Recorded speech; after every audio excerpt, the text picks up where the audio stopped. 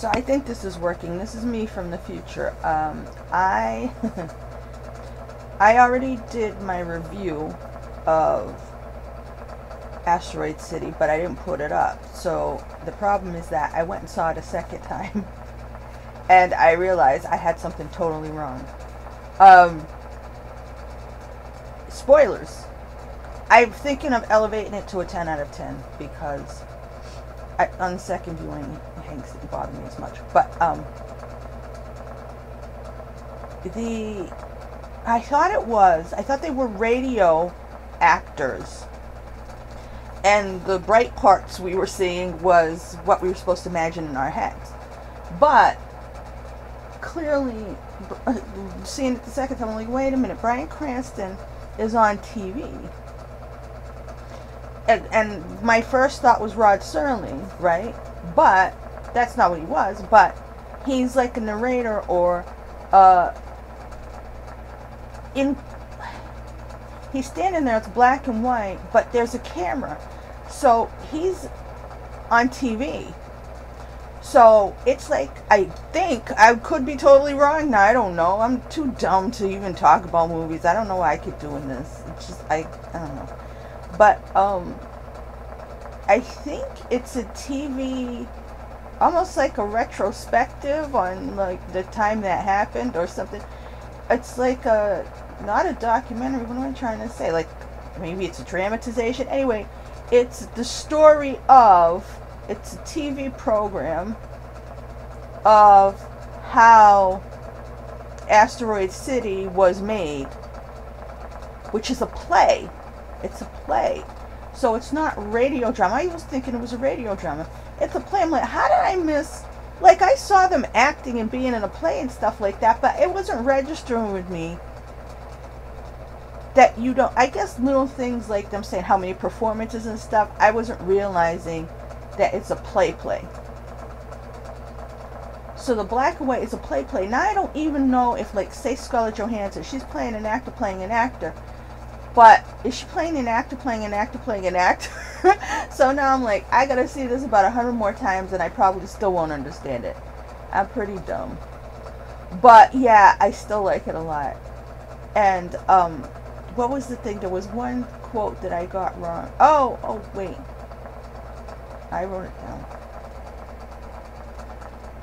Oh, the thing that made me laugh was when Jason Schwartzman says to Scarlett, when she has the black eye makeup on and he doesn't know it's makeup, he said, "What did you do to deserve that?" That, I couldn't read it, and I couldn't read deserve. I couldn't tell what that word was. So yeah, on my notes. But yeah, so now I'm gonna put my original review right here, because I don't rewrite history, and if I make mistakes, I say I make mistakes. I'm not the brightest bulb. I used to be smarter, but I was never that smart. So my old age is making me slip. So yeah, I have a lot of nerve doing reviews of movies, but it is what it is. This is going to be my my review of Asteroid City. I was editing my rewatch video of John Wick 4 and I got really bored and tired. I went to the store. All their devil dogs were expired, so I got an ice cream sandwich instead, and I was supposed to finish doing yard work, but it was too damn hot. That's why the fan is on. The fan, this is the first time I'm making a video with the fan on, but last year when I used to do it, or the year before, it would make the microphone make funny noises. So I'm testing this, and I shall be right back with my review of Asteroid City. Okay, it was a little too far away, so I fixed it. I gotta get my notes now. Watch this. I actually had to use my trusty notebook, which is where I write all the stupid things in my head. But I usually bring index cards. I did not, because my life was very stupid. And look at how bright my notes are. Can you even read them? This isn't even going to be a bad penmanship. This is going to be, this freaking pen's too bright. Light, whatever. But yeah, I had to write it all on.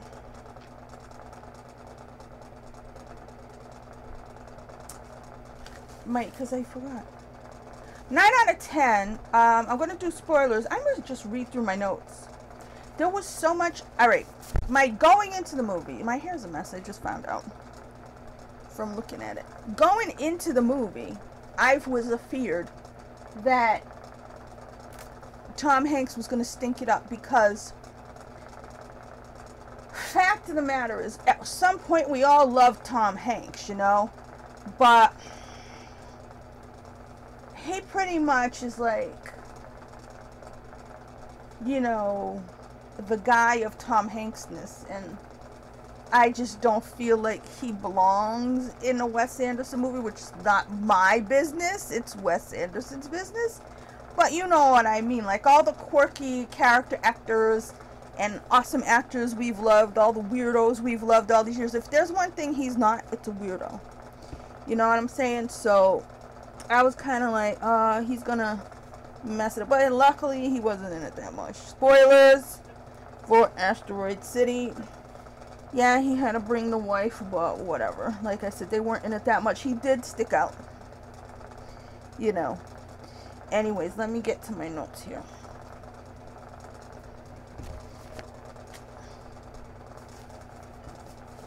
I decided to wear my most pastel shirt. Bryan Cranston was, I think he was kind of, at first I was like, he's supposed to be like a Rod Serling type, but then I was like, no, but he's like the narrator. And it's like Asteroid City is the radio drama. So we're really watching radio actors, the radio drama, as if you would imagine it, I guess. Because back in the olden times, when my mom and people were kids, there was no TV. When they were little kids. You know, like in radio days, or in A Christmas Story, and how Ralphie, they would listen to the radio. So these people were radio actors. The black and white was them being radio actors. What they were acting out is all the nice pastel Wes Anderson stuff of Asteroid City. So, let me read my notes. Woo.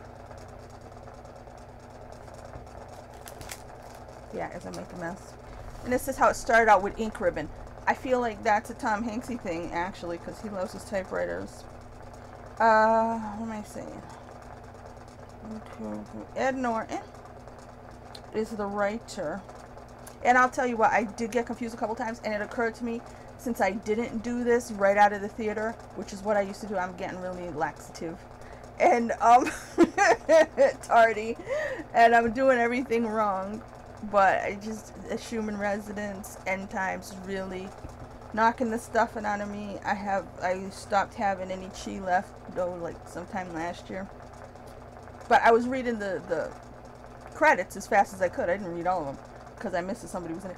It's Jeff Goldblum as the alien, which is just funny, which is not his first time playing an alien. But yeah, I'm 100% certain. I'm 100% certain that he is one.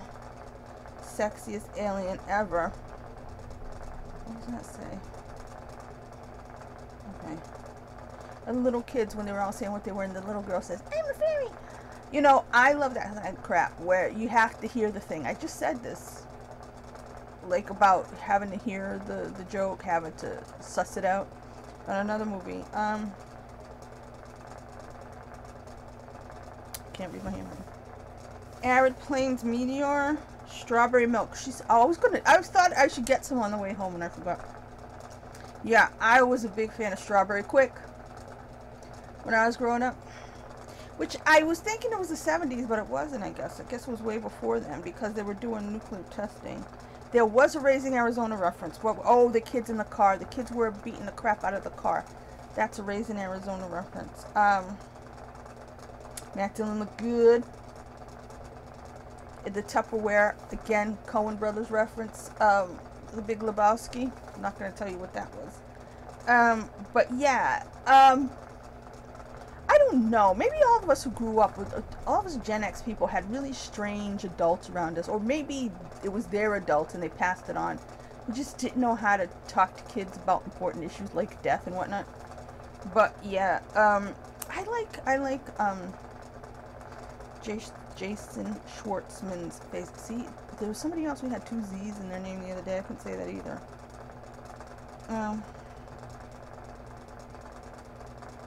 Nope, can't read it. Oh yeah, how he just like busted in, like wrote his own part. That was really bold. I wish I was that kind of person. Like, I'm obnoxious and loud and everything, but I'm not bold and brave like that. He just, his character just walked in and, you know, he's taking off his mustache and whatnot and writing his own part and then started making out with Ed Norton. That was pretty cool. Oh, the funniest line. See, this is like, my notes went fast because I didn't write down everything because I was busy watching it. The funniest line is the war to end all wars. It didn't. Oh, Jeffrey Wright. I mean, he did a lot of like Hunger Games nonsense and stuff like that. So, but there was a point in time where I was really considering myself a film snot, and he was in my top 10 actors, mainly from Basquiat and stuff like that. What is this? Oh yeah, what's her? I saw Tilda Swinton. I didn't notice her in the credits, so I was like, oh, social services. Oh, yes, and I did this. I'm starting to have problems because with self-control, because on the radio it was like, I got spurs, and I went like this in the theater. That jingle, jangle, jingle. Horrible. I did. I clearly wrote down something that happened right after that. And it's a joke of some kind, and I can't read my handwriting. What did you do to something that? LOL. So I don't know what I'm talking about, but it was funny. It's interesting to have Margot Robbie as the dead mom. She fit in. This is what I was saying. There's something about Hanks that's too, I don't want to say, it would be almost like having Tom Cruise Wes Anderson movie, but as I was thinking now, I was like, no, I think Tom Cruise would fit better. Hanks is too Hanks. I like Rupert Friend. I instantly liked him, and I probably saw him before, but when I went to see oh my god, the one about the Russian, oh my god, what was the title? I went to Boston to see it. This is what I mean. And this time, that kind of time frame is when, from now to back then, like say from 2015 on. I forget a lot. Because it's recent past, and if it wasn't like traumatizing, I kind of forget a little bit. I could see them all. Stalin. I mean, Michael Palin I love, Jeffrey Tambor I love. All these people were in it. Steve Buscemi. Man. Death to Stalin? Anyway, I really liked Rupert Friend the minute I saw him in there. Like I said, I must have seen him before, but something about that, I was like, I love this guy immediately. Oh, and then when the alien was like, and I forgot at that time it was supposed to be Jeff Goldblum. But, Fisher Stevens was in there. Yeah, I could have done without what's-her-face, too. The Dare Me kid was handsome. That's what I thought. I wrote it down. I miss satin jackets. I wrote that down. I want one. Uma Jr. is a shitty teacher, because she was. Because the kids were wanting to talk about what was going on in the moment, and she just was like, okay, so Jupiter. Yeah. I think Montana is... It's my handwriting. It looks like I'm like, was I writing Android? I don't think I was writing Android, because I didn't think it was an Android. I don't know what I said. And then somebody was like, I don't experience that emotion. Who said that? It was about guilt. It might have been Scarlett playing. Scarlett was, she was an actress playing an actress. And then all of a sudden Bryan Cranston was there, and I was like, how do you get there? Oh, and that thing Tom Hanks, he went. I was like, yeah, it doesn't belong here. No, thank you. Goodbye, Tom Hanks. I would have erased him. Yeah, and then Rita Wilson, whatever. I like Adrian Brody a lot. Willem Dafoe a lot. Oh, no, that was the funniest line. He's furious. Thanks a lot, Ricky. And then I stopped writing things, right? Oh, it's, what? Oh, it's the Brazil singer guy from Zuzu. Which Zuzu is my favorite of the Wes Anderson movies. The Life Aquatic with Steve Zuzu. Sao George. And you can't wake up if you don't fall asleep. I waited to see who sang it, and then now I forgot. And I wrote, this needs a ton of rewatches, 9 out of 10, because it was too short. How long was it? I don't even know. It was probably like an hour and a half. I'm going to look up the runtime. And then I'm going to talk like a normal person instead of just reading my notes. You know, I don't know what's wrong with me. I really suck at logging my I was doing good for a minute, logging movies on Letterboxd. I just miss the old days of sitting at my desktop and coming right out of the movies, sitting right down. Because I would just come home and sit at my desktop. I didn't even sit on the couch. I would just not sit on my desk. You know what I mean? I'd be over there in the corner and watch TV that way. So I was always, when I come home, I'm sitting at the computer first thing. And I'd go on IMDb and put my review in. Let's see how long this was. Oh, I should have logged it. Review or log.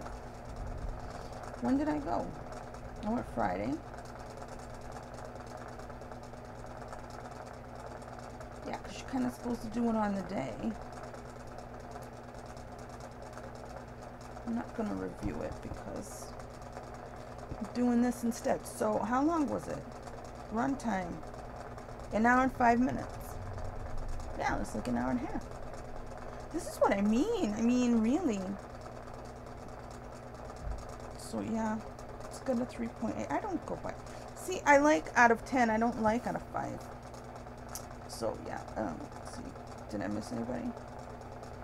Jake Ryan. I was like, who's Jake Ryan? Because that was the title, not title, that was the character's name in, so that was the kid.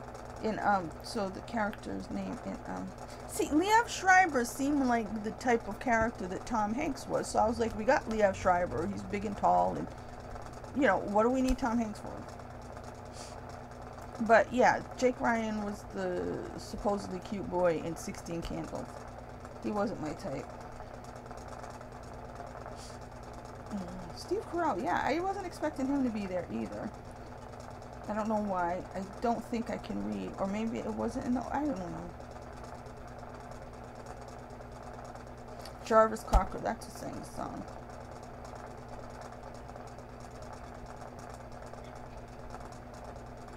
So yeah, I enjoyed that movie. The Wes Anderson movies, I was thinking I should probably do you know, rank the Wes Anderson movies on my Letterboxd. My Letterboxd is Ant Movies, one word. Oh, look at, I didn't know about Hotel Chevalier. Isn't that funny? I'm just seeing that there, and I kept wanting to call the Marquis and John Wick 4 Chevalier or Cavalier or whatever. So funny. See, so many synchronicities right now, but I'm talking about this movie. Moonrise Kingdom was okay. It's not my favorite. The French Dispatch I pretty much loved. The dog one was cool. What's the title? Bucharest, whatever. Yeah, the Grand Budapest Hotel. I always mix that up with the one where the old ladies go. You know, old ladies traveling in their old age movies, like Judi Dench and whatnot. Yeah, Life Aquatic with Steve Zissou is by far my favorite.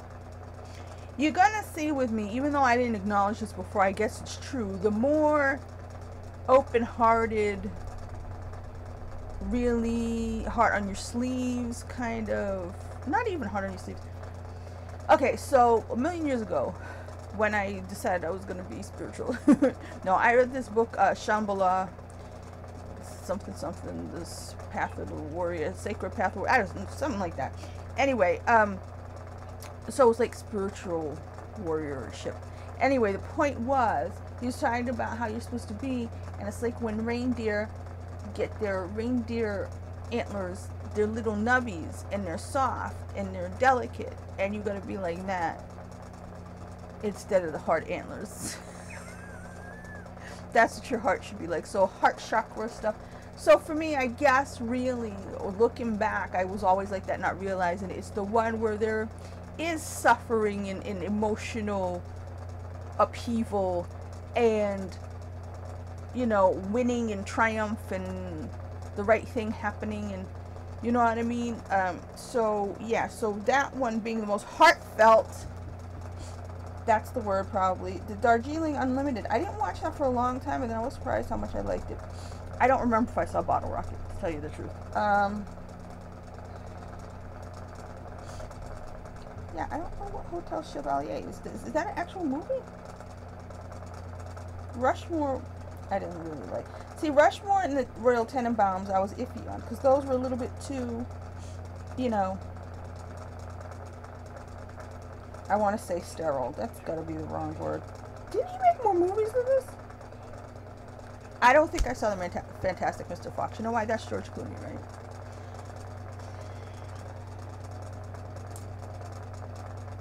Yeah, so if I was putting them in order, probably Life Aquatic first. Maybe The French Dispatch. Asteroid City. I'm looking for another one. Why am I missing a movie?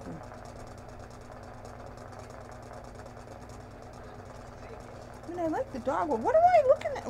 What's happening to me? I did like the Grand Budapest Hotel, so put that in the top. Moonrise Kingdom, like I said, it's a little bit too... I almost said white bread. That's not nice. It's a little bit too quirky, intellectual. Like, that's why, I mean... So yes, so Zizou to me is so different and more like just like Scorsese. I'm not a fan of Scorsese, but with like The Departed, because I was so different than all, because it was more like regular people-y, like real,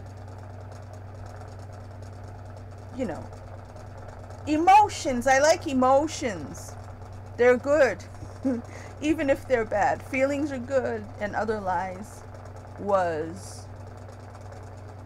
John Taylor did a side project, The Neurotic Boy Outsiders, which I think they changed to The Neurotic Outsiders. Anyway, that was the title of the album. And I had a shirt that said Feelings Are Good that I used to wear around, and I think people thought it was real and not ironical. That's how I was at the time. Feelings are bad, but we have them. That's what makes us human. If you don't have them, then go be a robot. But yeah. Asteroid City was a lot of fun. I need to watch it a bunch more times. I did consider watching it again before I came back, but no, I mean, the thing about The French Dispatch that's better than it is Benicio's in it, which Benicio's my, you know, second favorite actor. But yeah, I feel like I'm missing a Wes Anderson movie in this list. I don't know, that's so weird. Alright, let me click on this Hotel Chevalier. Really? I was alive then.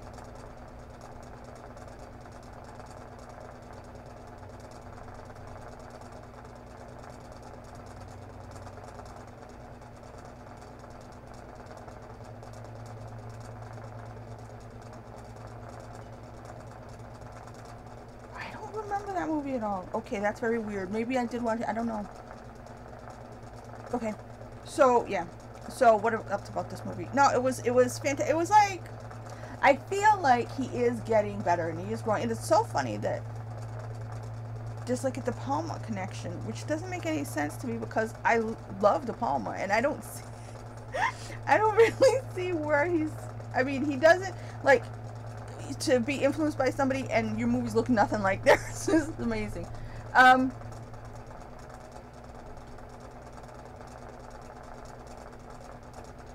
I'm right in saying that, right?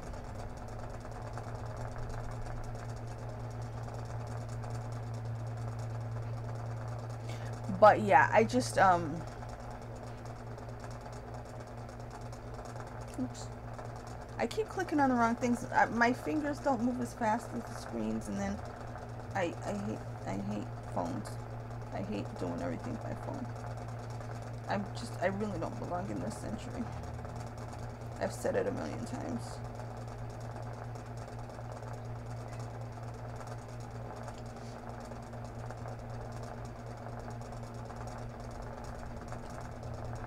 Yeah, he thanked Brian De Palma in the credits. I'm not crazy. I thought I was crazy for a minute. I'm like, I'm confusing him with Noah Baumbach, aren't I? Which I think I was. But yeah, I'm like, wait a minute. I did see, because I sat through the credits. I just lied. I didn't sit. I stood because I was walking towards the door. And then I said, let me turn around because I was listening to the song. You can't wake up if you don't fall asleep. I really liked it too. I kind of wanted to listen to it on the way home, and then I forgot. That's how fast I forget. What am I looking at? Why don't you let me use the app then?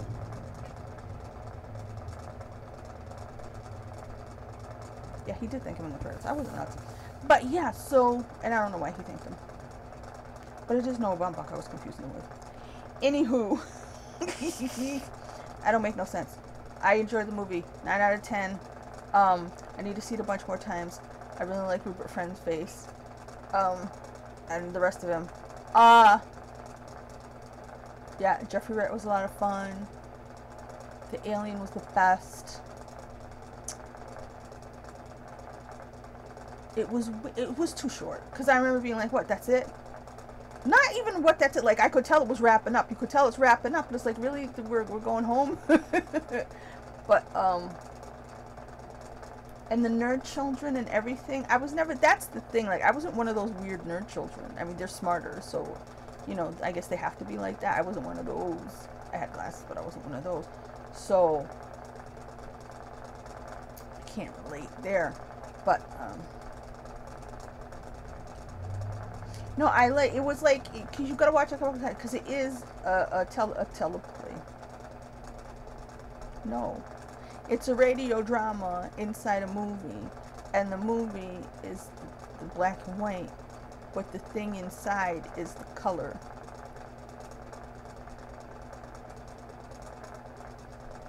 Could have had more Matt Dillon. I could have done with more Matt Dillon. Just to have him there anyway was great. What else? I don't know.